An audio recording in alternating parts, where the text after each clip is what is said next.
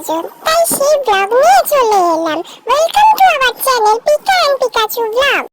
ঠাকুর বসিয়েছে পিকা, ভোগ রান্না করেছে দিদুন, ছোট দিদুন সবাই মিলে। এরপর আমি দুষ্টুমি করতে চলে এসেছি। দেখো পিকা আলপনা দিচ্ছে, ওকে বলছে তুই পারবি না, তুই তো এসব কাজ জানিস না। আমি আলপনা দিতে লেগে গেলাম। তারপরে পুজো আরম্ভ করেছে পিকা। আমার পিকাই পুজো করছিল। তারপর আমি চান টান করে চলে এসেছি পুজো করতে। ওকে বলছি আমার থেকে একটু শেখ। ওই অকম্মের ঢেঁড়স খালি ফোন নিয়ে ঘুরে বেড়ায়। দেখো বাঁ হাতে আমার ঘন্টা নাড়াচ্ছে আর ডান হাতে পুজো করছি। বাবা এ আবার কি ধরনের পুজো করা? তাই জন্য বলছি তুই পারবি না রে, তোর এইগুলো তোর কম্ম না, তোর খালি ফোন ধরে ভিডিও করাই কম্ম। ও বলছে জ্ঞান দিস না তো। আমি বলছি তোর তো জ্ঞানই লাগবে, এইগুলো তোর জ্ঞানই লাগবে। আমি ভালো কথা বললে তো সহ্য হবে না।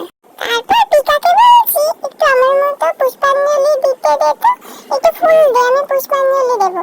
তারপর পুষ্পাঞ্জলি দিচ্ছি। দেখো কি সুন্দর করে পুষ্পাঞ্জলি। তারপর ওর কোলে উঠে পড়েছি।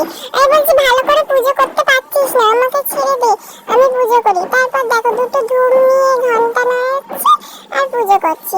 ঘন্টাটা একটু ভারী ছিল বলে তাই জন্য ধোয়াতে পারছিলাম না। ওকে বলেছি তুই ঘন্টা নাড়া, আমি পুজো করছি। আমার অ্যাসিস্ট্যান্ট তো তুইই হবি। তারপর পিকাকে বলছি একটু ধূপটা জ্বালিয়ে দে। ও তো শুধু ধূপ নিয়ে বসে আছে। আমি ভাবছি যে কখন কোনটা খাবো, কখন যে ঠাকুরের খাওয়া শেষ হবে। আমি কুমড়ো ভাজা খাবো, কি জিলিপি খাবো, কি খিচুড়ি খাবো, সেটারই লোভ দিচ্ছি।